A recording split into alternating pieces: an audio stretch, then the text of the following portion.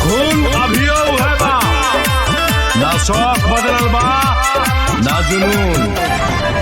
सुन ले फिर से, रियासत गइल बा रुतबा ना, रौबा खौफ आज भी उहै मां।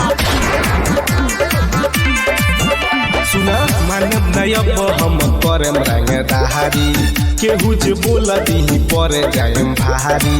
मानव नयब हम करम रंगदारी, केहू जे बोल दी पर जायम भारी।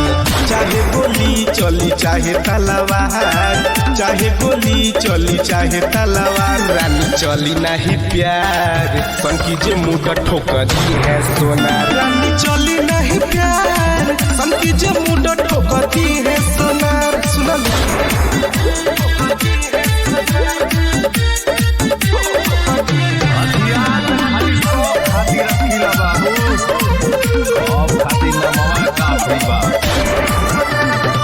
गैंगस्टर हई जाने जमाना, जैसे सोना के भौआ। जिला जवार में चर्चा रहेला, सुना हमारा नौआ। का बुझला सुन सुन भाग मत। गैंगस्टर हई जाने जमाना, जैसे सोना के भौआ। जिला जवार में चर्चा रहेला, सुना हमारा नौआ। छेड़ल बा युद्ध अब होई तकरार, छेड़ल बा युद्ध अब होई तकरार, रानी चली नहीं प्यार। सनकी जे मुंह ठोक दी है सोना, रानी चली नहीं प्यार। सनकी जे मुंह ठोक दी है सोना।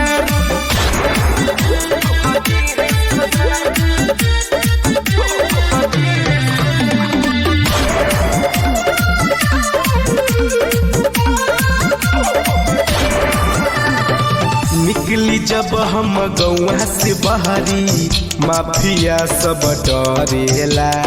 केटीएम कास के बुलहट रानी, सीना सब के भरेला। बच के रहा बाबू, बुलेट सही जगह जाला। निकली जब हम गौवा से बहरी, माफिया सब डरेला। पटेल भोला के बुलहट रानी, सीना सब के भरेला। प्रभात सोनी के रुके नहीं वार, प्रभात सोनी के रुके नहीं वार, रानी चली नहीं प्यार। सनकी जे मुंह ठोक दी है सोना, रानी चली नहीं प्यार। सनकी जे मुंह खड़े ठोक दी सोना। और प्रोटेक्शन चाहिए क्या?